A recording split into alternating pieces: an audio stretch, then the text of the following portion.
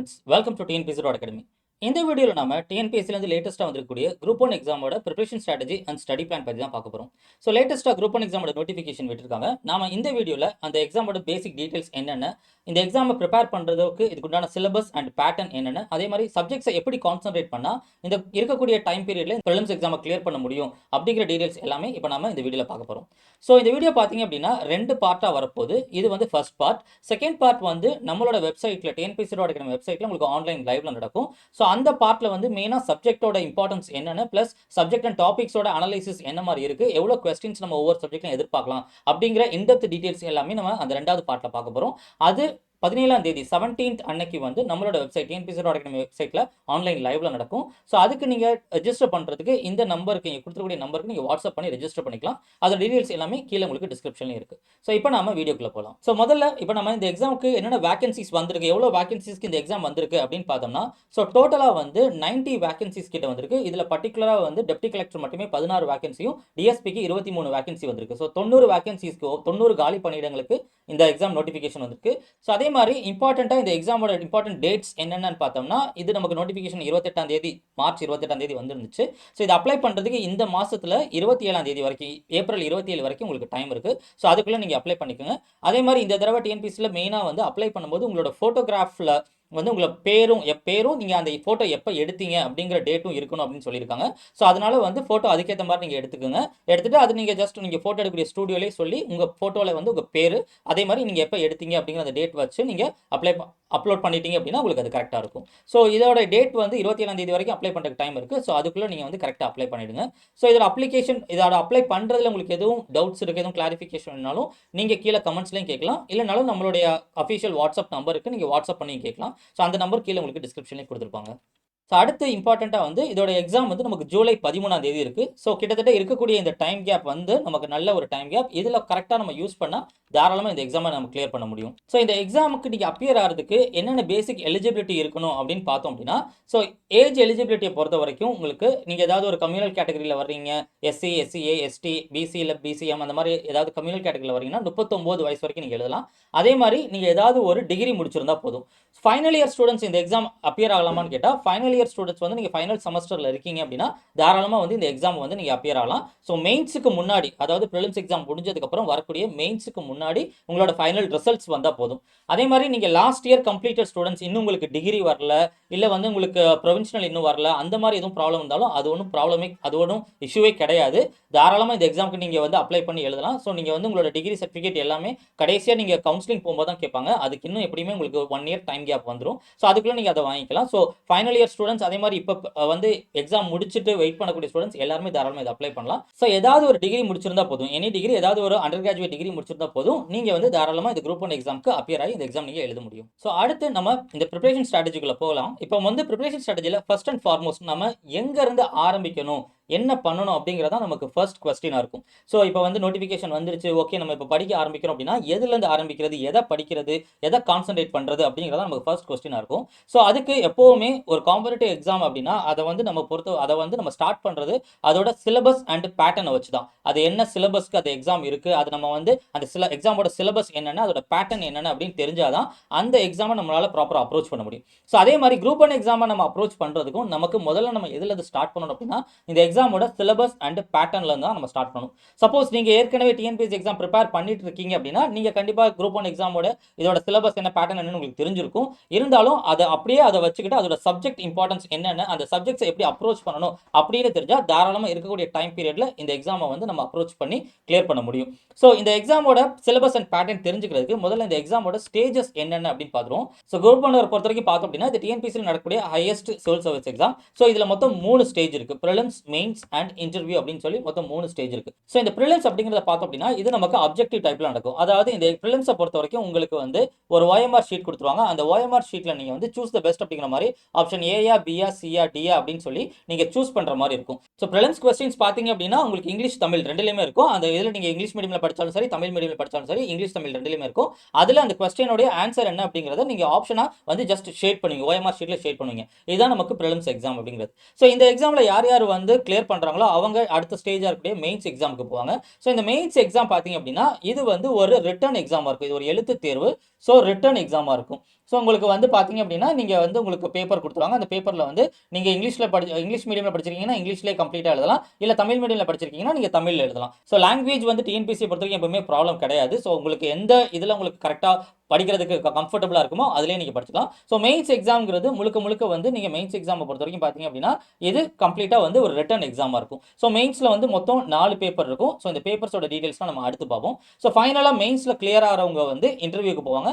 இன்டர்வியூங்கிறது ஒரு நேர்முக தேர்வு அப்படிங்கிற மாதிரி டேரெக்டாக டிஎன்பிஎஸ்சி ஆஃபீஸில், சென்னையில் இருக்கக்கூடிய டிஎன்பிஎஸ்சி ஆஃபீஸில் உங்களுக்கு இன்டர்வியூ நடக்கும். நீங்கள் என்ன படிச்சிருக்கீங்க, இப்போ ப்ரிலிம்ஸ் அண்ட் மெயின்ஸில் என்ன படிச்சிருக்கீங்க, ப்ளஸ் அதோட சேர்த்து உங்களோட பேசிக்ஸ், நீங்கள் என்ன பேக்ரவுண்ட்லேருந்து வர்றீங்க, உங்களோட நேட்டிவ் டிஸ்ட்ரிக்டோட இம்பார்ட்டன்ஸ் என்ன, அதோட சேர்த்து வந்து நீங்கள் என்ன டிகிரி முடிச்சிருக்கீங்க, இதுக்கு முன்னாடி உங்களுக்கு ஏதாவது ஒர்க் பண்ணுறீங்க அப்படின்னா அதோட பாஸ்ட் எக்ஸ்பீரியன்ஸ் என்ன, அது மாதிரி ரொம்ப ஜென்ரலைஸ்டாக தான் இருக்கும். ஸோ இன்டர்வியூவில் பார்த்தீங்க அப்படின்னா இன்டர்வியூவில் ஃபைனலாக நமக்கு அதில் ஒரு மார்க் இருக்கும். ஸோ ஃபைனல் செலெக்ஷன் வந்து இந்த மெயின்ஸ் அண்ட் இன்டர்வியூ இது ரெண்டையும் சேர்த்து தான் இருக்கும். ஸோ மெயின்ஸில் நீங்கள் எடுக்கக்கூடிய மார்க் அண்ட் இன்டர்வியூவில் எடுக்கக்கூடிய மார்க் இது ரெண்டை வச்சு தான் டோட்டல் மார்க். அதில் யார் வந்து ஹையர் மார்க்கில் வர்றாங்களோ அவங்களுக்கு ஒரு ரேங்க் லிஸ்ட் போடுவாங்க. அவங்க வந்து அந்த செலெக்ஷன் லிஸ்ட்டில் வருவாங்க. ஸோ இதில் ஒரு முக்கியமான விஷயம் என்ன அப்படின்னா, நம்ம மெயின்ஸ் கிளியர் பண்ணி போகும்போது இன்டர்வியூவில் வந்து நமக்கு ரிஜெக்ட் ஆகிட்டோம் அப்படிங்கிற ஒரு கான்செப்ட் வந்து இங்கே கிடையாது. அதாவது நீங்கள் வந்து இன்டர்வியூவில் ரொம்ப லோவாகவே ஸ்கோர் பண்ணாலும், ரொம்ப நீங்கள் பெருசாக அட்டன் பண்ண முடியலை, உங்களால் பதில் சொல்ல முடியலை, நீங்கள் ரொம்ப லோவாகவே ஸ்கோர் பண்ணாலும் உங்களோட மெயின்ஸ் மார்க் நல்லா இருந்தது அப்படின்னா ரெண்டையும் ஆட் பண்ணி வர ஃபைனல் மார்க் தான் உங்களுக்கு செலெக்ஷனுக்கு வரும். அப்போ ஆட்டோமேட்டிக்காக வந்து நீங்கள் இந்த இன்டர்வியூவை பார்த்து பயப்பட தேவையில்லை, இதை பார்த்து ஒரி பண்ண தேவையில்லை. இன்டர்வியூ ரொம்ப ஈஸியாக தான் இருக்கும். இருந்தாலும் ஒரு நார்மல் இதுக்காக சொல்கிறேன், இன்டர்வியூ அப்படின்னு சொல்லி அதை பார்த்து ஒரி பண்ண தேவையில்ல. இந்த மெயின்ஸ் நம்ம நல்லா எழுதிட்டா போதும். ஸோ அதே மாதிரி இப்போ ப்ரிலிம்ஸில் எடுத்த மார்க் நமக்கு மெயின்ஸ்க்கு யூஸ் ஆகுமானா அதுவும் கிடையாது. ப்ரிலிம்ஸ் வந்து ஒரு ஜஸ்ட் ஃபில்டரிங் ஸ்டேஜ் தான். இதில் நீங்கள் வந்து ப்ரிலிம்ஸில் நீங்கள் வந்து அந்த சர்டைன் கட் ஆஃப் வர்றீங்க அப்படின்னா அப்போ ஆட்டோமேட்டிக்காக நீங்கள் குவாலிஃபை ஆவீங்க, அவ்வளோதானே தவிர இந்த மார்க் உங்களுக்கு ஆட் ஆகாது. ஸோ அப்போ இம்பார்ட்டண்ட்டாக எது நமக்கு மெயினாக வருது அப்படின்னா இந்த மெயின்ஸ் தான் வந்து நமக்கு மெயினாக வருது. ஸோ அதாவது இதோடைய மார்க் ப்ளஸ் இன்டர்வியூ மார்க் இது ரெண்டும் சேர்த்து தான் ஃபைனல் செலெக்ஷன் இருக்கு. அப்போ இந்த மெயின்ஸ் எக்ஸாமை வந்து இப்போ இருந்தே நம்ம வந்து கான்சென்ட்ரேட் பண்ணுற மாதிரி இருக்கும். இப்போ நம்ம வந்து ப்ரிலிம்ஸ்க்கு மட்டும் படிக்கிறோம், மெயின்ஸுக்கு வந்து நம்ம தனியாக படிக்கிறோம் அப்படிங்கிற மாதிரி கிடையாது. ஏன்னா மெயின்ஸ் சிலபஸ்ங்கிறதே ப்ரிலிம்ஸில் சேர்த்து தான் வருது. ஸோ அதை எப்படி அப்ரோச் பண்ணணுங்கிற எல்லாமே வந்து நம்ம இந்த வீடியோவில் பார்க்க தான் போகிறோம். ஸோ இது மொத்தம் இந்த பார்த்தீங்க அப்படின்னா இதில் மொத்தம் 3 ஸ்டேஜ் இருக்குது, ப்ரிலிம்ஸ், மெயின்ஸ் அண்ட் இன்டர்வியூ. இது ஒரு OMRs நீங்கள் வந்து ஷேட் பண்ணுற மாதிரி இருக்கும். அப்ஜெக்டிவ் டைப்பில் வந்து சூஸ் தி பெஸ்ட் அப்படிங்கிற மாதிரி ஷேட் பண்ணுற மாதிரி இருக்கும். இது ரிட்டன் நீங்கள் வந்து எழுத்து வடிவில் எழுதுற மாதிரி இருக்கும். ஸோ அதுலேருந்து ஃபைனலாக வந்து உங்களுக்கு இன்டர்வியூ அப்படின்னு இருக்கும். ஸோ இன்டர்வியூ முடிச்சிட்டிங்க அப்படின்னா ஃபைனல் ஒரு ரேங்க் லிஸ்ட் விடுவாங்க. அந்த ரேங்க் லிஸ்ட்டில் நீங்கள் வந்துட்டீங்க அப்படின்னா அதுக்கப்புறம் உங்களுக்கு வந்து சர்டிஃபிகேட் வெரிஃபிகேஷன் அண்ட் கவுன்சிலிங் அந்த மாதிரி கால் ஃபார் பண்ணுவாங்க. சர்டிஃபிகேட் வெரிஃபிகேஷன் இன்டர்வியூ டைம்லேயும் இருக்கும். அது இல்லாமல் அடிஷனலாக சர்டிஃபிகேட் வெரிஃபிகேஷன் அண்ட் கவுன்சிலிங் அப்படின்னு கால் ஃபார் பண்ணுவாங்க. அதில் நீங்கள் என்ன ரேங்க்ல இருக்கீங்களோ அதை வச்சு நீங்கள் டெப்டி கலெக்டரா, டிஎஸ்பியா என்ன போஸ்ட் எடுக்கிறீங்கிறது அதில் வேரி ஆகும். ஸோ மெயின்ஸில் நம்ம நல்லா ஸ்கோர் பண்ணால் நம்ம ரேங்க்ல ஹையராக வர்றதுக்கு ரொம்பவே சான்சஸ் அதிகமாக இருக்கும். அடுத்தது நம்ம ப்ரிலிம்ஸ் எக்ஸாமோட பேட்டர்ன் பார்ப்போம். இந்த ப்ரிலிம்ஸ் எக்ஸாமோட பேட்டர்ன் பார்த்தோம் அப்படின்னா இந்த ப்ரிலிம்ஸ் வந்து உங்களுக்கு ஒரு சிங்கிள் பேப்பராக நடக்கும். ஒரே ஒரு பேப்பர் தான் ப்ரிலிம்ஸை பொறுத்த வரைக்கும். ஸோ அதுக்கு வந்து உங்களுக்கு ஜென்ரல் ஸ்டடீஸ் அப்படின்னு சொல்லுவாங்க. ஜென்ரல் ஸ்டடீஸ் ப்ளஸ் ஆப்டிடியூட் அப்படின்னு சொல்லி. ஆப்டிடியூட்னா ஒன்றும் கிடையாது, பேசிக் கணக்கு தான். மேக்ஸ் இருக்கும் இல்லையா, நம்ம ஸ்கூலில் பார்த்துருப்போம், அந்த பேசிக் கணக்கு தான். ஸோ இந்த ஜென்ரல் ஸ்டடீஸ் அப்படிங்கிறதுல நம்ம பார்த்தோம் அப்படின்னா ஜென்ரல் ஸ்டடீஸ் அப்படிங்கிறதுல ஒரு 175 கொஸ்டின்ஸ் வரும். இந்த ஆப்டிடியூட் அப்படிங்கிறதுல வந்து ஒரு 25 கொஸ்டின்ஸ் வரும். ஸோ டோட்டலாக நம்ம சேர்த்தோம் அப்படின்னா நமக்கு டோட்டல் 200 கொஸ்டின் இருக்கும். இந்த 200 கொஸ்டினுக்கு 200 கேள்விகளுக்கு நமக்கு டோட்டலாக இருக்கும். இந்த 200 கேள்விகளுக்கு நமக்கு 3 மணி நேரம் டைம் இருக்கும், 3 hours டைம் இருக்கும். ஸோ 3 மணி நேரத்தில் வந்து இந்த 200 கேள்விகளை நம்ம வந்து சால்வ் பண்ணுற மாதிரி இருக்கும். ஸோ இந்த 175 கொஸ்டினாக இருக்கட்டும் இல்லை இந்த 25 கொஸ்டினாக இருக்கட்டும், இது நான் ஏற்கனவே சொன்ன மாதிரி உங்களுக்கு எல்லா கொஸ்டினுமே இங்கிலீஷ் அண்ட் தமிழ் ரெண்டுலையுமே இருக்கும். ஸோ நமக்கு லாங்குவேஜ் எப்போவுமே டிஎன்பிஎஸ்சியில் ஒரு ப்ராப்ளமே கிடையாது. ஏன்னா நிறைய ஸ்டூடெண்ட்ஸ் வந்து டிஎன்பிஎஸ்சி ப்ரிப்பேர் பண்ண ஆரம்பிக்கும் போது நான் தமிழ் மீடியமில் படிச்சிருக்கேன், இல்லை நான் முழுக்க இங்கிலீஷ் மீடியமில் படிச்சிருக்கேன், அதனால எனக்கு எதுவும் ப்ராப்ளம் இருக்குமா, இல்லை நான் வந்து கொஸ்டின்ஸில் எதுவும் வேரி ஆகுமா, இல்லை மார்க் எதுவும் வேரி ஆகுமா அப்படிங்கிற மாதிரி நிறைய டவுட்ஸ் வந்து நிறைய ஸ்டூடெண்ட்ஸ் கேட்குறாங்க. அதனால தான் நான் அதை இன்சிஸ்ட் பண்ணி சொல்கிறேன். ஸோ லாங்குவேஜ் அப்படிங்கிறது டிஎன்பிஎஸ்சியில் இங்கிலீஷ் ஆர் தமிழ், இது நீங்கள் எந்த மீடியமில் படிச்சிருந்தாலும் எந்த இதில் உங்களுக்கு ஃப்ளோ உங்களுக்கு செட் ஆனாலும் அது ஒரு ப்ராப்ளமே கிடையாது, அதை நீங்கள் ஃபாலோ பண்ணிக்கலாம். ஸோ இங்கே இந்த 175 கொஸ்டின்ஸ், இந்த 175 கொஸ்டின்ஸ் வந்து உங்களுக்கு ஜிஎஸ்ல இருக்கு. ஸோ இப்போ நமக்கு 200 கேள்விகள் வருது, 3 மணி நேரம் டைம் இருக்கு அப்படின்னா இந்த 3 மணி நேரம் அப்படின்னா வந்து நமக்கு 180 மினிட்ஸ் அப்படின்னு அர்த்தம் இல்லையா. ஸோ 3 மணி நேரம் அப்படின்னா 180 நிமிஷம். இதை வந்து ஹவர்ஸாக பார்க்கும்போது நமக்கு பெருசாக இருக்கிற மாதிரி தெரியும். ஆனால் இதை வந்து நிமிஷமாக கம்பேர் பண்ணி பார்த்தோம்னா நமக்கு ஒரு கொஸ்டினுக்கு 1 நிமிஷம் கூட அங்கே டைம் கிடையாது. ஸோ அந்த கொஸ்டின்ஸ் நம்ம வந்து இப்போ சப்போஸ் ஒரு ஸ்டேட்மெண்ட் வைஸ் கொஸ்டினாக வச்சுட்டாங்க, அதை கொஞ்சம் ரீட் பண்ணி நம்ம சால்வ் பண்ணுறதுக்கு டைம் எடுக்குது அப்படின்னா அதை வந்து நம்ம யோசிச்சு அதை அனலைஸ் பண்ணி ஆன்சர் பண்ணுறதுக்கு டைம் எடுக்குது அப்படின்னா நமக்கு 1 நிமிஷத்துக்கும் கம்மியாக தான் இருக்குது. அப்போ எல்லா கொஸ்டினையும் 1 நிமிஷத்துக்குள்ளே சால்வ் பண்ணிடணுமா அப்படின்னு கேட்டால் அப்படி கிடையாது. நமக்கு ஒரு சில கொஸ்டினை நம்ம தாராளமாக பார்த்த உடனே வந்து ஒரு 10 செகண்ட் 20 செகண்ட்ல அதை ரீட் பண்ண உடனே நம்மளால அதை வந்து அண்டர்ஸ்டாண்ட் பண்ணி சால்வ் பண்ணிட முடியும். ஒரு சில கொஸ்டின் வந்து கொஞ்சம் நமக்கு 1 or 2 மினிட்ஸோட டைம் எடுக்கலாம். ஸோ அதே மாதிரி தான் இங்கே ஆப்ஸில் வந்து 25 கொஸ்டின் வருது அப்படின்னா கரெக்டாக வந்து நீங்கள் ப்ராக்டிஸ் பண்ணீங்க அப்படின்னா 22 23 கொஸ்டின் வந்து ஷுர் ஷார்ட்டாக நீங்கள் அங்கேயே வந்து ஆப்ஷன்ஸ் எடுத்துட முடியும். இதுதான் ஆன்சர், இந்த கொஸ்டின் நான் சால்வ் பண்ணிட்டேன், இதுதான் ஆன்சர் அப்படிங்கிற மாதிரி தாராளமாக எடுத்துட முடியும். இந்த மேக்ஸ் அப்படின்னு சொல்லிட்டு இது கணக்கு அப்படின்னு இதை பார்த்து யாரும் பயப்படவும் தேவையில்லை. இது ரொம்ப பேசிக்கான இதுதான். இதை எப்படி ப்ராக்டிஸ் பண்ணால் இதை சால்வ் பண்ண முடியுங்கிறத நான் உங்களுக்கு பின்னாடி வந்து ஸ்ட்ராட்டஜிஸ் பற்றி சொல்லும்போது நான் சொல்கிறேன். ஸோ இந்த 175 கொஸ்டின்லையுமே வந்து நம்ம பார்த்தோம் அப்படின்னா சப்ஜெக்ட்க்கு ஒரு ஸ்பெஷல் இம்பார்ட்டன்ஸ் இருக்கு. அந்த சப்ஜெக்ட் இம்பார்ட்டன்ஸ் அப்ரோச் பண்ணோம் அப்படின்னா தாராளமாக இந்த 175 கொஸ்டின்ஸுமே வந்து ஈஸியாக நம்ம சால்வ் பண்ணிட முடியும். ஸோ அப்போ கரெக்டான டைம் டியூரேஷனுக்குள்ள வந்து இந்த எக்ஸாமை நம்ம அட்டன் பண்ணோம், கரெக்டான டைம் டியூரேஷனுக்குள்ள எல்லா கொஸ்டினும் அதுக்கேற்ற மாதிரி நம்ம அட்டன் பண்ணோம். தாராளமாக இருக்கிற டைமில் கரெக்டாக நீங்கள் வந்து எல்லா கொஸ்டினையும் அட்டன் பண்ணி தாராளமாக நீங்கள் வந்து ஷேட் பண்ணி முடிச்சிட முடியும். ஸோ அதுக்கு நமக்கு முக்கியமாக தேவை என்னன்னா கண்டிப்பாக டெஸ்ட் ப்ராக்டிஸ் வந்து கண்டிப்பாக இருக்கணும். ஸோ டெஸ்ட் ப்ராக்டிஸ் நீங்கள் வந்து டெஸ்ட் சீரிஸ் வந்து ஜிஎஸ்க்கு ஆப்ஸுக்கு எல்லாத்துக்குமே டெஸ்ட் ப்ராக்டிஸ் ப்ராப்பராக அட்டன் பண்ணீங்க அப்படின்னா, ஏன்னா படித்ததை தாண்டி வந்து டெஸ்ட் ப்ராக்டிஸ் அட்டன் பண்ணீங்க அப்படின்னா தாராளமாக இந்த டைமுக்குள்ளே இந்த குரூப் 1 எக்ஸாமை நீங்கள் வந்து தாராளமாக கம்ப்ளீட் பண்ண முடியும். ஸோ இது எதுக்கு இதை நான் இன்சிஸ்ட் பண்ணி சொல்கிறேன் அப்படின்னா, நிறைய ஸ்டூடெண்ட்ஸ் நல்லா படிக்கிறாங்க, நல்லா டைம் எடுத்து வந்து 6 மாதம் 8 மாதம் 1 வருஷம் 2 வருஷம்னு கண்டினியூஸாக படிக்கிறவங்க இருக்காங்க. இந்த டெஸ்ட் ப்ராக்டிஸை ப்ராப்பராக பண்ணலை அப்படின்னா அதில் ஆட்டோமேட்டிக்காக என்ன ஆகுது அப்படின்னா அவங்க வந்து கரெக்டாக படிச்சிருந்தாலும் அந்த எக்ஸாம் ஹாலில் அதை சரியா பண்ணாம ரொம்ப நேரம் டைம் இழுத்து கோட்டை விட்டுறாங்க. ஸோ கடைசியில் ஒரு 10 கொஸ்டின் 20 கொஸ்டின் அப்படிங்கிறது கொஸ்டினை ரீட் பண்ணாமலே டைம் ஆச்சு அப்படின்னு சொல்லி ஏதாவது ஷேட் பண்ணி விட்டு வந்துடுறாங்க. ஸோ அதை நம்ம அவாய்ட் பண்ணணும் அப்படின்னா அந்த 3 மணி நேரம் அப்படிங்கிறத ப்ராப்பராக யூஸ் பண்ணணும். அதுக்கு ப்ராப்பராக ஒரு டெஸ்ட் சீரிஸ், நீங்கள் அது ஏதாவது ஒரு டெஸ்ட் சீரிஸ், நீங்கள் ஒரு ஊரில் இருக்கீங்க, நீங்கள் உங்கள் ஊரில் ஏதாவது ஒரு அகாடமி இருக்கு, அங்கே போய் நீங்கள் டெஸ்ட் அட்டன் பண்ணுறீங்க, இல்லை நீங்கள் வந்து ஆன்லைனில் ஏதாவது டெஸ்ட் சப்ஸ்கிரைப் பண்ணி நீங்கள் அட்டன் பண்ணுறீங்க, இல்லை ஏதோ ஒன்று, ஆனால் ப்ராப்பராக ஒரு டைம் செட் பண்ணி டெஸ்ட் சீரிஸ் அப்படின்னு அட்டன் பண்ணி பழகுங்க. சும்மா வந்து கொஸ்டினை வந்து நம்ம சோஷியல் மீடியாவில் ரீட் பண்ணுறதோ இல்லை வாட்ஸ்அப்பில் ரீட் பண்ணுறதோ இல்லை ஏதாவது ஆப்பில் ரீட் பண்ணுறதோ அது ஒர்க் அவுட் ஆகாது. ஒரு டைம் செட் பண்ணுங்க. டைம் செட் பண்ணி இந்த வாரம் நான் இதை படிக்கிறேன், அதுக்கு அடுத்து இதை முடிக்க நான் இதை டெஸ்ட் அட்டன் பண்ணுறேன் அப்படின்னு நீங்கள் வந்து படித்து டெஸ்ட்டை அட்டன் பண்ணீங்கன்னா தாராளமாக இது வந்து ரொம்பவே ஹெல்ப்ஃபுல்லாக இருக்கும். ரொம்பவே ஈஸியாக நீங்கள் வந்து இந்த ப்ரிலிம்ஸ் எக்ஸாமை கிளியர் பண்ண முடியும். ஸோ இது ப்ரிலிம்ஸோட பேட்டர்ன். அடுத்து மெயின்ஸோட பேட்டர்ன் பார்த்தோம் அப்படின்னா மெயின்ஸில் மொத்தம் 4 பேப்பர் இருக்குது. மொத்தம் வந்து இதில் 4 தாள்கள் இருக்குது. தாள்கள் அப்படின்னு நம்ம தமிழில் சொல்லுவோம். 4 தாள்கள் இருக்குது. இதில் ஃபர்ஸ்ட் பேப்பர் பார்த்தீங்க அப்படின்னா அது தமிழ் எலிஜிபிலிட்டி. ஸோ பேசிக் நமக்கு வந்து ரொம்ப முக்கியமான விஷயம் என்னன்னா குரூப் 1 பொறுத்த வரைக்கும் நமக்கு தமிழ் ப்ரிலிம்ஸில் கிடையாது, மெயின்ஸில் தான் எலிஜிபிலிட்டி பேப்பராக இருக்கும். இது பேசிக் நீங்கள் தமிழ் ஸ்கூலில் படிச்சிருக்கீங்க அப்படின்னாலே உங்களுக்கு எழுத படிக்க தமிழ் தெரியும் அப்படின்னாலே தாராளமாக இந்த தமிழ் எலிஜிபிலிட்டி கிளியர் பண்ணலாம். இதுக்கு ஒன்றும் ஸ்பெஷல் உங்களுக்கு ட்ரைனிங் இருக்கணும், கிளாஸஸ் இருக்கணும் அவசியம் கிடையாது.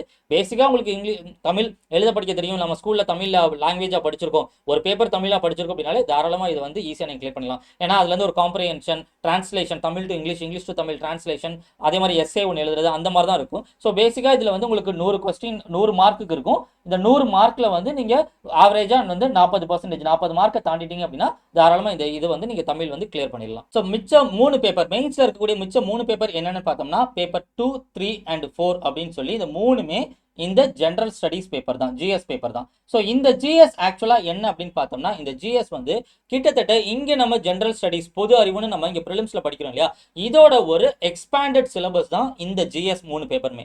ஸோ இங்கே நம்ம பார்த்தோம் அப்படின்னா இங்கே வந்து ஹிஸ்ட்ரி படிப்போம், பாலிட்டி படிப்போம், எக்கனாமி படிப்போம், ஜியாகிரபி படிப்போம், யூனிட் 8 இது கல்ச்சர் படிப்போம், திருக்குறள், டெவலப்மெண்ட், இது எல்லாமே படிப்போம்.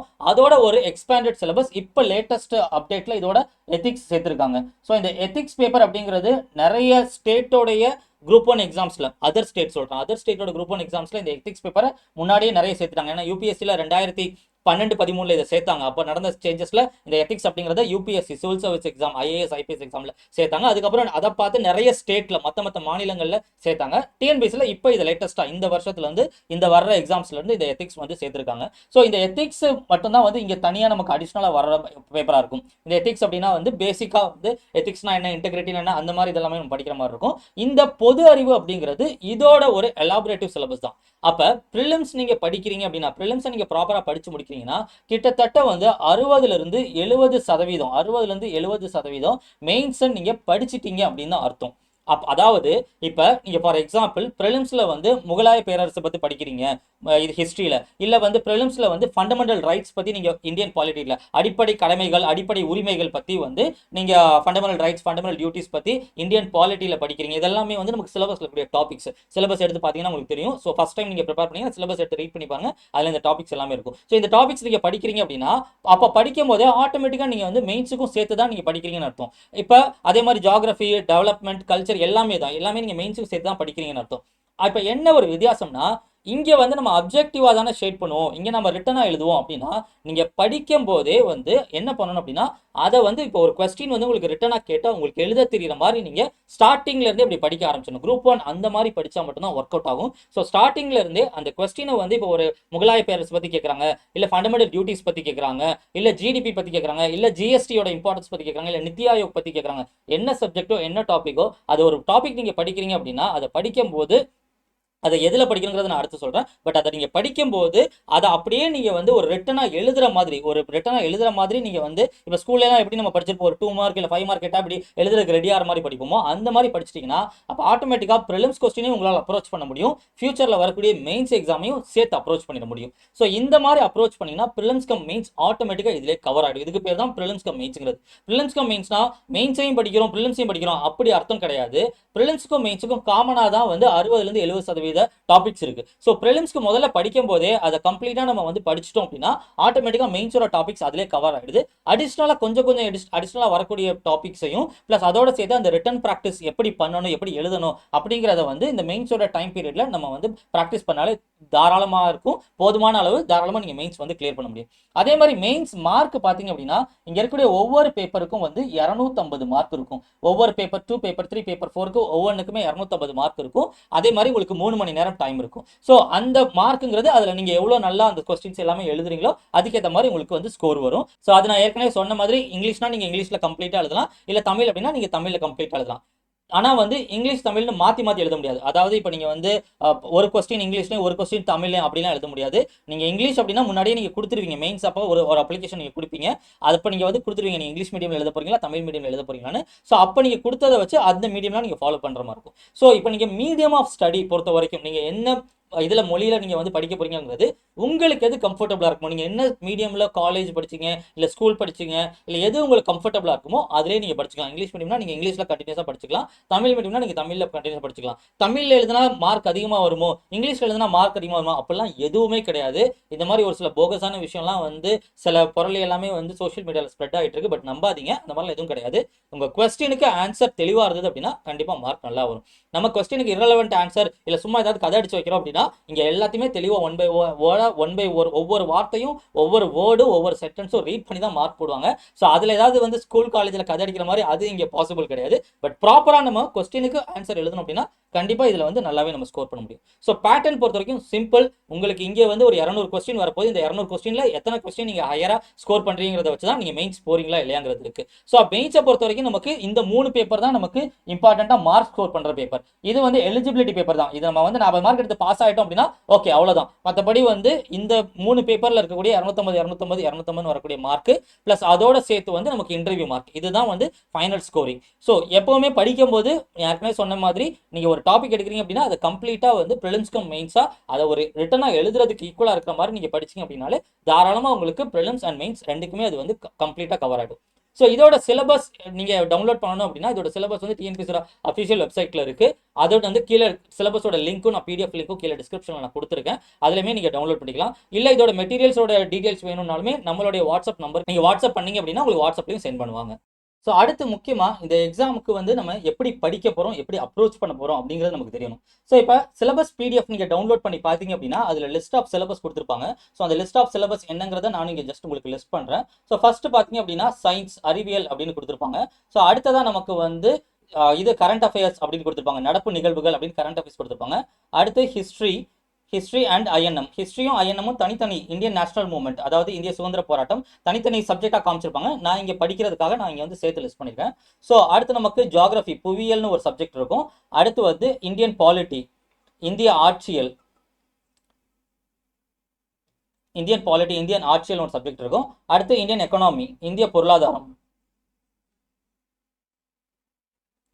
ஸோ அடுத்து ரொம்ப இம்பார்ட்டண்ட்டாக வரக்கூடிய யூனிட் 8 அண்ட் 9. யூனிட் 8 ஒரு சப்ஜெக்ட், யூனிட் 9 அப்படின்னு சொல்லி. ஸோ யூனிட் 8ங்கிறது வந்து கல்ச்சர் ஹெரிட்டேஜ் டெவலப்மெண்ட் அப்படிங்கிற கல்ச்சர் ஹெரிட்டேஜ் அப்படிங்கிற மாதிரி கொடுத்துருப்பாங்க. யூனிட் 9ங்கிறது வந்து டெவலப்மெண்ட் அட்மினிஸ்ட்ரேஷன் ஆஃப் தமிழ்நாடு அப்படிங்கிற மாதிரி கொடுத்துருப்பாங்க. தமிழகத்தின் வளர்ச்சி நிர்வாகம் அப்படின்னு தமிழில் இருக்கும். இது வந்து தமிழ்நாட்டின் வரலாறு, மரபு, பண்பாடு மற்றும் சமூக அரசியல் இயக்கங்கள் அப்படின்னு சொல்லியிருக்கும். ஃபைனலாக இது எல்லாத்தோட சேர்த்து நான் ஏற்கனவே சொன்ன மாதிரி ஆப்ஸ் கணக்கு அப்படின்னு சொல்லி ஒரு சப்ஜெக்ட் நமக்கு வந்து, ஏன்னா இதுல இருந்து தனியாக 25 கொஸ்டின் வருது அப்படின்னு நம்ம ஏற்கனவே பார்த்துட்டோம். ஸோ இந்த எல்லா சப்ஜெக்ட்ல இருந்து தான் நமக்கு ஒரு 175 கொஸ்டின்ஸ் வரப்போகுது. ஓகேவா? ஸோ இந்த ஒவ்வொரு சப்ஜெக்ட்லையும் ஒவ்வொரு இம்பார்ட்டன்ஸ் இருக்கு. இப்போ 125 அப்படிங்கிறது அப்படியே ஈக்குவலா ஸ்ப்ளிட் அப் ஆகாது. அதுல சில சப்ஜெக்ட்ல கூடவும் சில சப்ஜெக்ட்ல கம்மியும் இருக்கும். ஸோ அதோட டீடைல்ஸ் எல்லாமே நம்ம வந்து நான் ஏற்கனவே சொன்ன மாதிரி 17ஆம் தேதி 17/4/2024 நடக்கக்கூடிய லைவ் கிளாஸ்ல வந்து நமக்கு இருக்கும். அது ஃப்ரீ கிளாஸ் தான். நீங்க டைரக்டா அது நம்ம வாட்ஸ்அப் பண்ணி நீங்க ரெஜிஸ்டர் பண்ணிக்கலாம். அதோட டீடைல்ஸ் எல்லாமே கீழே டிஸ்கிரிப்ஷன்ல இருக்கும், பாத்துங்க. ஓகே, ஸோ இப்போ இந்த சப்ஜெக்ட்ஸ் எல்லாமே இருக்கு அப்படின்னா இந்த நீங்க சிலபஸ் டவுன்லோட் பண்ணி பார்த்தீங்கன்னா ப்ரிலிம்ஸ்ல இந்த சப்ஜெக்ட்ஸ் தான் இருக்கும். ஸோ இதே சப்ஜெக்ட்ஸை தான் உங்களுக்கு என்ன பண்ணிருப்பாங்க அப்படின்னா உங்களுக்கு மெயின்ஸ்லையும் இதே சப்ஜெக்ட்ஸை தான் வந்து எலாபரேட் பண்ணி கொடுத்துருப்பாங்க. இங்கிலீஷ் அண்ட் தமிழ் ரெண்டுலையுமே சிலபஸ் இருக்கும். நான் ஜஸ்ட் இங்கிலீஷ்ல மட்டும் இங்கே எழுதியிருக்கேன். ஆனால் உங்களுக்கு வந்து சிலபஸ் நீங்க டவுன்லோட் பண்ணீங்கன்னா இங்கிலீஷ் மீடியம், தமிழ் மீடியம் ரெண்டுலையுமே உங்களுக்கு எல்லா டாபிக்ஸ், எல்லா டீடைல்ஸுமே இருக்கும். ஸோ அதை பார்த்து நீங்க வந்து என்ன மீடியம்ல படிக்கிறீங்களோ அதுக்கு ஏற்ற மாதிரி படிச்சுக்கலாம். ஸோ இப்போ இந்த சப்ஜெக்ட்ஸை எப்படி நம்ம அப்ரோச் பண்ண போறோம் அப்படின்னு சொல்லும்போது, இப்போ இந்த சப்ஜெக்ட்ஸை நம்ம அப்ரோச் பண்றதுக்கு எடுத்து நம்ம பாட்டில் சயின்ஸ்னு ஃபர்ஸ்ட் கொடுத்துருக்காங்க அப்படின்னு சயின்ஸ் அப்படின்னு சொல்லி நம்ம முதல்ல எடுத்த உடனே இப்படி மேல இருந்து ஆரம்பிச்சோம் அப்படின்னா அது ப்ராப்பரா இருக்காது. ஸோ அதுக்கு நமக்கு சப்ஜெக்டோட இம்பார்ட்டன்ஸ் தெரியணும். இம்பார்ட்டன்ஸ் தெரிஞ்சா அந்த சப்ஜெக்ட்ஸ்க்கு ஏற்ற மாதிரி நம்ம வந்து அந்த சப்ஜெக்ட்ஸை முதல்ல கான்சென்ட்ரேட் பண்ணி படிக்க ஆரம்பிச்சலாம். ஸோ அதோட சேர்த்து முதல்ல ஜிஎஸ் எல்லாத்தையும் முடிச்சுட்டு அதுக்கப்புறம் நமக்கு ஆப்ஸுக்கு வரணும் அப்படின்னா அது வந்து ஒரு நல்ல ஸ்ட்ராட்டஜி கிடையாது. அது உங்களுக்கு மேக்ஸிமம் ஒர்க் அவுட் ஆகாது.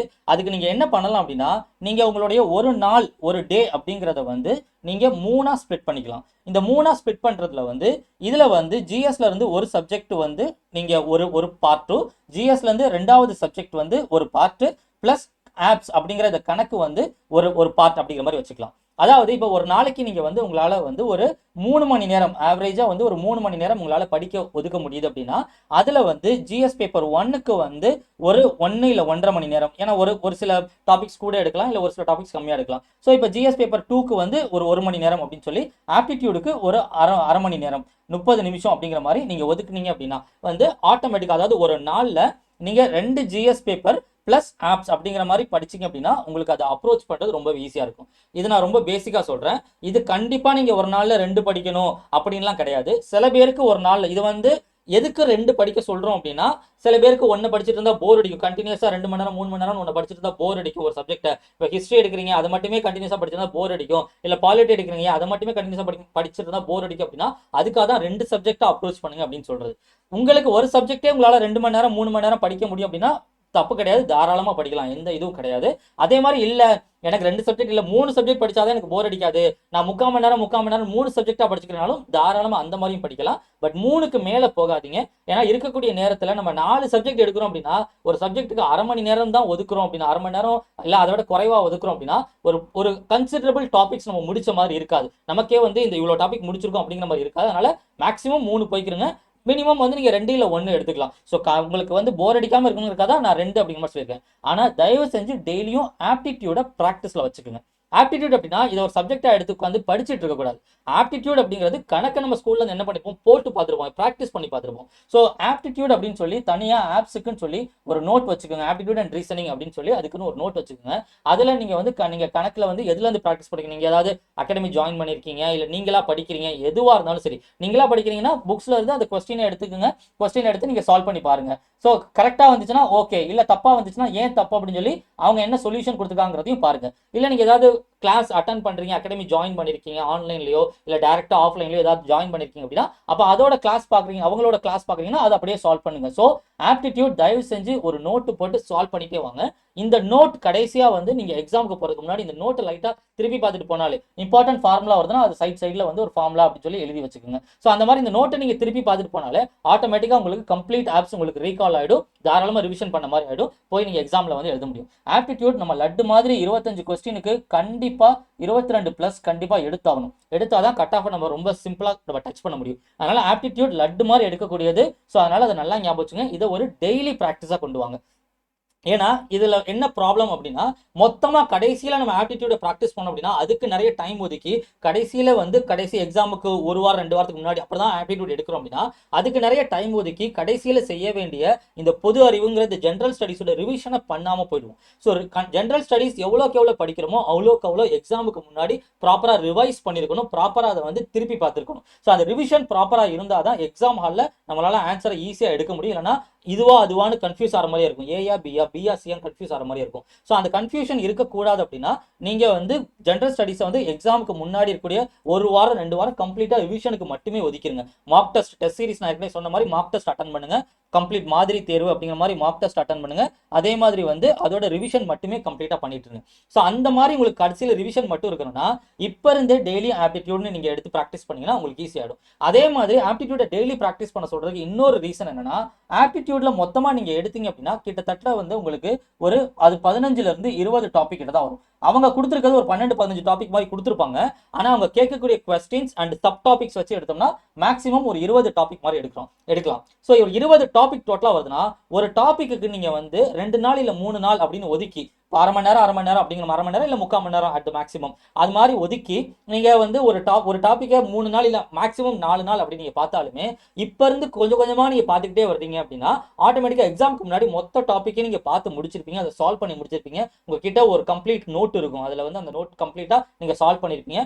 அதை வந்து நீங்க எக்ஸாமுக்கு முன்னாடி லைட்டா திருப்பி பார்த்துட்டு போறீங்க, அந்த ஃபார்முலா மட்டும் ரீகால் பண்ணிட்டு போறீங்கன்னா ஈஸியா வந்து தாராளமா நம்ம எடுக்க வேண்டிய எடுக்க வேண்டிய கொஸ்டின்ஸை வந்து ஈஸியா அங்க எக்ஸாம் ஹால்ல நம்ம எடுத்துட முடியும். ஸோ அப்ரோச் எப்பவுமே குரூப் 1 பொறுத்த வரைக்கும். இதே குரூப் 2 குரூப் 4னா நமக்கு லாங்குவேஜ்னு ஒன்று வரும். ஸோ லாங்குவேஜ் வரதுனால அதை வேற மாதிரி நம்ம அப்ரோச் பண்ணுவோம். ஆனால் குரூப் 1 அப்படி கிடையாது. குரூப் 1 பொறுத்த வரைக்கும் கம்ப்ளீட்டா மேக்ஸிமம் மெஜாரிட்டி ஜென்ரல் ஸ்டடீஸ்ல தான் இருக்கு, அதோட சேர்த்து ஆப்ஸ் இருக்கு. ஸோ ஆப்ஸ் 25 தான் அப்படின்னு சொல்லி அதை நம்ம விட்டுறவும் முடியாது. அதே சமயத்தில் அதை ஒரு ஈக்குவல் இதாக வந்து நம்ம பிரித்து கொண்டு வந்தோம்னா கரெக்டாக இருக்கும்.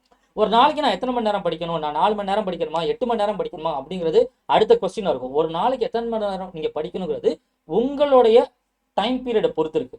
நீங்க வந்து ஒரு ஒர்க்கிங் உமனா இருக்கீங்க, இல்ல நீங்க வந்து பிரைவேட் எம்ப்ளாயா இருக்கீங்க, ஏதாவது ஒரு ஜாபுக்கு ஏற்கனவே போயிட்டு இருக்கீங்க, ஐடிலயோ இல்லை வேற ஜாப் போயிருக்கீங்க, இல்லை நீங்க ஏற்கனவே குரூப் 4 போஸ்டிங்ல இருக்கீங்க, இல்லை குரூப் 2 போஸ்டிங்ல இருக்கீங்க, குரூப் 1க்கு நீங்க அடிஷனலா படிக்கிறீங்க, ப்ரிப்பேர் பண்றீங்க அப்படின்னா மேக்ஸிமம் அந்த மாதிரி ஒர்க்கிங்ல இருக்கக்கூடிய நபர்களால ஒரு நாளைக்கு அடுத்த மேக்ஸிமம் 4 மணி நேரம் தான் ஒதுக்க முடியும். ஸோ அப்போ உங்களால வந்து அப்படி நான் காலையில ஒரு 2 மணி நேரம், ஈவினிங் ஒரு 2 மணி நேரம், அதுவே நான் மேக்ஸிமம் சொல்றேன், அவ்வளவுதான் உங்களால ஒதுக்க முடியும். இப்போ ஒர்க்கிங்ல இருக்கிறவங்க, இல்லை ஹவுஸ் ஒய்ஃபா இருக்கிறவங்க, இல்லை வேற ஏதாவது ஒர்க்ஸ் இல்லை காலேஜ் அட்டன் பண்ணிட்டு இருக்கவங்க, பிஜி டிகிரி பண்ணிட்டு இருக்கோம், அந்த மாதிரி இருக்கிறவங்களால இவ்வளவுதான் ஒதுக்க முடியும். அப்போ இந்த 4 மணி நேரமே மோர் தென் எனஃப். இதை தாண்டி ஒரு நாளைக்கு 8 மணி நேரம் உட்காந்து படிக்கணும், 12 மணி நேரம் படிக்கணும் அப்படிலாம் கிடையாது. இந்த 4 மணி நேரத்தை ரெகுலரா உட்காருங்க. ரெகுலரா இப்போ இன்னைக்கு வந்து நம்ம காலையில இப்போ டெய்லி 1 மணி நேரம் 2 மணி நேரம் உட்கார்ற மாதிரி பிளான் பண்றோம், இல்ல ஈவினிங் ஒரு 2 மணி நேரம் உட்கார்ற மாதிரி பிளான் பண்றோம், இல்ல நைட்டு இல்ல ஆஃப்டர்நூன், உங்களோட டைம் ஷெட்யூல் எப்படி செட் ஆகுமோ அந்த மாதிரி உங்களால வந்து, இல்ல சப்போஸ் உங்களுக்கு 4 மணி நேரம் இல்ல உங்களுக்கு வந்து 2ல இருந்து 3 மணி நேரம் தான் இருக்குனாலும் தப்பே கிடையாது. ஆனா அதை கன்சிஸ்டண்டா ரெகுலரா அந்த டைம் பீரியட் உட்காந்து படிங்க. எனக்கு 2 மணி நேரம் தான் இருக்கு, என்னால படிக்க முடியாது அப்படின்னு நம்ம உட்கார்றதுக்கு பதிலா எனக்கு இருக்கிற 2 மணி நேரத்தை நான் யூஸ் பண்ணிக்கிறேன் அப்படின்னு சொல்லி கொஞ்சம் கொஞ்சமா நம்ம படிச்சுட்டே இருந்தோம்னா தாராளமா ப்ரிலிம்ஸ் கட் ஆஃபா கிளியர் பண்ண முடியும். நல்லா ஞாபகம் வச்சுங்க, இப்போ இந்த இருக்கக்கூடிய டைம் பீரியட் ஒரு 2-3 மாசம் கேப் நமக்கு டைம் இருக்கு. ஸோ இந்த ஏன்னா வந்து ஜூலை 13 தான் எக்ஸாம் சொல்லியிருக்காங்க. ஸோ இந்த கேப்ல வந்து நீங்க ப்ராப்பரா இந்த ப்ரிலிம்ஸ் கிளியர் பண்ற அளவுக்கு நீங்க ப்ரிப்பேர் ஆயிட்டீங்க அப்படின்னா மெயின்ஸுக்கு உங்களுக்கு எப்படி பார்த்தாலும் 6ல இருந்து 8 மாசம் டைம் கிடைக்கும். குறைஞ்சது 6 மாசம் கிடைக்கும். சப்போஸ் எக்ஸாம் டிலே ஆச்சு அப்படின்னா 8 மாசம் வரைக்குமே டைம் கிடைக்கும். ஸோ அப்படி டைம் கிடைக்கும் போது மெயின்ஸ் தாராளமா அந்த டைம் பீரியட்ல படிச்சுக்க முடியும். ஸோ இப்போ ப்ரிலிம்ஸோட டாபிக்ஸை நம்ம தரவு பண்ணணும், அதுவும் ப்ரிலிம்ஸ் எக்ஸாம்க்கு ஏற்ற மாதிரி தரவு பண்ணணும். ஸோ அதுக்கு பொறுத்த வரைக்கும் உங்களுக்கு 2 மணி நேரம் தான் இருக்கு, 3 மணி நேரம் தான் இருக்கு, இல்ல 4 மணி நேரம் ஒதுக்க முடியுதுன்னா பரவாயில்ல, குட். நீங்க இருக்கிற டைமை ரெகுலரா ஒரு டைம் ஃபிக்ஸ் பண்றீங்க அப்படின்னா அந்த டைமை வந்து படிக்க ஆரம்பிங்க. இப்போ நீங்க முன்னாடி நான் ரொம்ப நாளைக்கு முன்னாடி படிச்சேன், இப்போ எனக்கு கேப் ஆயிடுச்சு, இப்போ நான் படிக்க ஆரம்பிக்கிறேன், என்னால் கண்டினியூஸா வந்து 4 மணி நேரம் 3 மணி நேரம் படிக்க உட்கார முடியல, அந்த மாதிரி ஏற்கனவே ஒர்க்கிங்ல இருக்கிறவங்க, இல்லை டிகிரி முடிச்சு ஒரு 2-3 வருஷம் ஆயிடுச்சு, இல்ல 4-5 வருஷம் ஆயிடுச்சு அப்படின்னு இருக்கிற மாதிரி சிச்சுவேஷன் இருக்கீங்கன்னா முதல்ல ஒரு 1 ஹவர் வந்து ஒரு வாரம் உட்கார பாருங்க. அடுத்து போக போக அது ஒரு அரை மணி நேரம் இன்க்ரீஸ் பண்ணுங்க. ஆட்டோமேட்டிக்கா கொஞ்ச நாள்ல வந்து தாராளமா நீங்க 3 மணி நேரம் 4 மணி நேரம் உட்காந்து படிக்க ஆரம்பிச்சிடலாம். சப்போஸ் நீங்க ஃபுல் டைம் ப்ரிப்பரேஷன்ல இருக்கீங்க அப்படின்னா தாராளமா நீங்க வந்து 5ல இருந்து 6 மணி நேரம் இந்த டைம் ஒதுக்க முடியும். ஸோ அப்படி ஒதுக்குனீங்க அப்படின்னா உங்களுக்கு வந்து அது மோர் தென் எனஃபா இருக்கும் குரூப் 1 பொறுத்த வரைக்கும். சார் ஃபுல் டைமா ப்ரிப்பேர் பண்றவங்க அதிகமா ஒதுக்குறாங்க, பார்ட் டைமா வந்து வேலை பார்த்துட்டே படிக்கிறவங்க கம்மியா ஒதுக்குறாங்க, அப்ப இவங்களை விட இவங்க கம்மியா படிப்பாங்களான்னு கேட்டா அப்படி கிடையாது. இருக்கக்கூடிய இந்த டைம் பீரியட்ல அவங்களோட மைண்ட் அந்த அளவு ரொம்ப ஹெவியாவே ஒர்க் ஆகும். ரொம்ப அவங்களுக்கு ஏற்கனவே ஒரு ஸ்ட்ரெஸ் அண்ட் கமிட்மெண்ட்ல இருக்கிறவங்களுக்கு அந்த மைண்ட் ஹெவியாவே ஒர்க் ஆகும். அதுவே வந்து தாராளமா இவங்களை இந்த டைம் பீரியட்ல நல்லா படிக்க வச்சிரும். ஸோ என்னதான் இவங்க ஃபுல் டைமா இருந்தாலுமே வந்து இவ்வளவு டைம் மேக்ஸிமம் உட்கார்ந்தாலும் அந்த உட்கார்றதுல குவாலிட்டிவா படிக்கக்கூடிய டைம் அப்படிங்கும்போது மேக்ஸிமம் வந்து மோரார்லெஸ் இது ஈக்குவேட் ஆகிடும். இதெல்லாம் நம்ம வந்து ரொம்ப போட்டு நம்ம வந்து பிரிக்கணும்னு நீட் கிடையாது. அது மோரார்லெஸ் ஈக்குவேட் ஆகிடும். இதெல்லாம் ஜஸ்ட் நான் வந்து நேம் சேக்ல சொல்லல, ஸ்டூடெண்ட்ஸை பார்த்துட்டு தான் சொல்றேன். ஸ்டூடெண்ட்ஸோட ப்ரிப்பரேஷன்ல இருந்து பார்த்துருந்தேன். ஏன்னா நம்மளோட டிஎன்பிஎஸ்சி அகாடமியில் complete online academy, online classes தான். ஸோ மேக்ஸிமம் எங்களை பொறுத்த வரைக்கும் வந்து நாங்கள் பார்த்த ஸ்டூடெண்ட்ஸ் எல்லாமே இந்த மாதிரி ஹவுஸ் ஒய்ஃபாக இருந்து படிக்கிறவங்க ப்ளஸ் வந்து ஒர்க்கிங்ல இருந்து படிக்கிறவங்க தான். ஸோ அவங்களோட கெப்பாசிட்டி அண்ட் ஃபுல் டைமாக படிக்கிறவங்களும் இருக்காங்க. ஸோ அதை வச்சு தான் நான் சொல்றேன். அதனால இங்க நேரம் நீங்க எவ்வளவு நேரம் ஒதுக்குறீங்க அப்படிங்கிறது வந்து இங்க மேட்டர் கிடையாது. இங்க என்ன அப்படின்னா அதை ரெகுலரா ஒதுக்குறீங்களா இல்லையா, ரெகுலரா நீங்க படிக்கிறீங்களா இல்லையா, அதுதான் இங்க முக்கியம். ஸோ ரெகுலரா வந்து நீங்க உட்காந்து ப்ராப்பரா படிச்சுட்டு இருக்கீங்க அப்படின்னா, அதே மாதிரி இப்போ 2 மணி நேரம் 3 மணி நேரம்னா அது படிக்கிற டைமா இருக்கணும். அதை விட்டுட்டு ஒரு 1/2 மணி நேரம் படிச்சுட்டு நடுவில் ஒரு 10 நிமிஷம் செல்போன் நோன்றதுன்னா அதெல்லாம் இங்க கணக்குல வராது. 2 மணி நேரம் 3 மணி நேரம் நடுவில் பிரேக் எடுக்கணும்னா ஒரு 5 நிமிஷம் 10 நிமிஷம் பிரேக் எடுத்துக்கோங்க, தப்பு கிடையாது. ஆனா மறுபடியும் வந்து ஒரு 1 மணி நேரம் படிச்சுட்டு ஒரு 5 நிமிஷம் பிரேக் எடுக்கிறீங்க, 10 நிமிஷம் பிரேக் எடுக்கிறீங்க, முடிச்சுட்டு மறுபடியும் ப்ரிப்பரேஷனுக்கு மறுபடியும் வந்துடும், மறுபடியும் படிக்க ஆரம்பிச்சிடும். ஸோ அந்த மாதிரி ஹெல்த்தி டைம் ஹவர்ஸ் தான் இங்க நான் சொல்லியிருக்காது. ஸோ அந்த மாதிரி நீங்க ஸ்பிளிட் பண்ணி இன்னைக்கு ஒரு சப்ஜெக்ட் நாளைக்கு ஒரு சப்ஜெக்ட் அப்படிங்கிற மாதிரி பிரிச்சு படிக்க ஆரம்பிச்சீங்கன்னா உங்களுக்கு மோர் தென் என்ன ப்ராப்பரா இருக்கும். ஸோ அதே மாதிரி ஆப்ஸ் டெய்லி ஷெடியூல்ல வச்சுக்கிட்டீங்கன்னா தாராளமா இதை படிச்சு முடிச்சிட முடியும். ஸோ ஃபைனலா சப்ஜெக்ட்ஸ் ஓகே, சிலபஸ் ஓகே, இப்போ இதை நான் எந்த புக்ல இருந்து படிக்கணும் அப்படின்னு கேட்டா சிம்பிள் ஒரே ஒரு ஆன்சர் தான், சமச்சீர் புக்ல இருந்து தான் படிக்கணும். அதுல எந்த டவுட்டுமே இல்லை. ஸோ சமச்சீர்ல எந்தெந்த சப்ஜெக்ட் என்னென்ன டாபிக்ஸ்ல இருக்கு அப்படிங்கிறது டிஎன்பிஎஸ்சி அகாடமி ஃபாலோ பண்ணவங்களுக்கு தெரிஞ்சிருக்கும். வேர் டு ஸ்டடி சார்ட்னு ஏற்கனவே நம்ம போட்டு ரிலீஸ் பண்ணிருக்கோம். ஸோ அதோட லேட்டஸ்ட் அப்டேட்டட் வெர்ஷனும் இருக்கு. அதோட பிடிஎஃப் வந்து கீழே உங்களுக்கு நான் டிஸ்கிரிப்ஷன்ல கொடுத்துருக்கேன். இல்லைனாலுமே நம்மளோட அகாடமி நம்பருக்கு நீங்க வாட்ஸ்அப் பண்ணீங்க அப்படின்னா உங்களுக்கு வேர் டு ஸ்டடி சார்ட் வாட்ஸ்அப்லேயும் சென்ட் பண்ணுவாங்க. ஸோ அதை பார்த்து நீங்க ஃபாலோ பண்ணி சமச்சீர்ல படிச்சுங்க. சமச்சீரை எப்படி அப்ரோச் பண்ணணும் பிளஸ் சப்ஜெக்ட்ல இண்டிவிஜுவல் இம்பார்ட்டன்ஸ் என்ன அப்படிங்கிறது எல்லாமே நமக்கு அடுத்து இருக்கக்கூடிய செகண்ட் பார்ட்ல இருக்கக்கூடிய அந்த கிளாஸ்ல லைவ் செஷன்ல நம்ம பார்ப்போம். அதே மாதிரி உங்களுக்கு லைவ்ல எதுவும் டவுட்ஸ் கேட்கணும்னாலும் நம்மளோட இதுல நீங்க 17ஆம் தேதி நடக்கக்கூடிய லைவ்ல நீங்க ஜாயின் பண்ணி அதுலேயே நீங்க இன்ட்ராக்ட் பண்ணி டவுட்ஸும் கேட்டுக்கலாம். ஸோ ப்ரிப்பரேஷன் ஸ்ட்ராட்டஜியோட செகண்ட் பார்ட் வீடியோக்கு ரிஜிஸ்டர் பண்ணுறதுக்கு இங்கே கொடுத்துரு ஸ்க்ரீனில் கொடுத்துருக்கூடிய நம்பருக்கு நீங்கள் வாட்ஸ்அப் பண்ணுங்கள். வாட்ஸ்அப் பண்ணி ரிஜிஸ்டர் பண்ணிக்கோங்க. உங்கள் டீடைல்ஸ் எல்லாமே உங்களுக்கு வாட்ஸ்அப்லேயே வரும். ஸோ அதே மாதிரி நம்மளோட அகாடமி டிஎன்பிஎஸ்சி அகாடமி வெப்சைட்டில் online live classes and books and test series group 1 உண்டான லைவ் கிளாஸஸோட அட்மிஷன் ஓப்பனில் இருக்குது. ப்ளஸ் அதோட books and test series details வேணும்னாலும் இந்த நம்பருக்கு நீங்கள் வாட்ஸ்அப் பண்ணி கேட்டுக்கலாம். ஸோ முக்கியமாக அடுத்தடுத்த எக்ஸாம்ஸ் வந்துகிட்டே தான் இருக்குது. இப்போ நமக்கு 2024 ஆரம்பிச்சதுலேருந்து ஃபர்ஸ்ட் குரூப் 1 குரூப் 4 நோட்டிஃபிகேஷன் விட்டாங்க. இப்போ குரூப் 1 ஒரு நோட்டிஃபிகேஷன் விட்டுருக்காங்க. ஸோ அடுத்து நமக்கு குரூப் 2 நோட்டிஃபிகேஷன் அவைட்டடாக இருக்குது. ஸோ அடுத்த எக்ஸாம்ஸ் வந்துட்டே தான் இருக்கு. நல்ல ஆப்பர்ச்சுனிட்டி, நல்லா படிங்க, நல்லா ப்ரிப்பேர் பண்ணுங்க. ப்ரிப்பரேஷனை ரெகுலரா வச்சிருங்க, ஹெல்த்தியா வச்சிருங்க. கண்டிப்பா இந்த எக்ஸாம்ஸ் கிளியர் பண்ண முடியும். ஸோ டிஎன்பிஎஸ்சியோட ரெகுலர் அப்டேட்ஸ்க்கு நம்மளோட யூடியூப் சேனலை சப்ஸ்கிரைப் பண்ணுங்க. உங்களுக்கு எதுவும் டீடைல்ஸ் வேணும் அப்படின்னா இந்த நம்பருக்கு நீங்க வாட்ஸ்அப் பண்ணி கேட்டுக்கலாம். ப்ரிப்பரேஷன் ரிலேட்டட் டீடைல்ஸோ இல்ல புக்ஸ் அண்ட் ஸ்டடி மெட்டீரியல்ஸ் டீடைல்ஸோ இல்ல கிளாஸ் டீடைல்ஸோ வேணும்னா இந்த நம்பருக்கு வாட்ஸ்அப் பண்ணி கேட்டுக்கலாம். ஸோ நல்லா படிங்க, நல்லா ப்ரிப்பேர் பண்ணுங்க. All the best. தேங்க்யூ.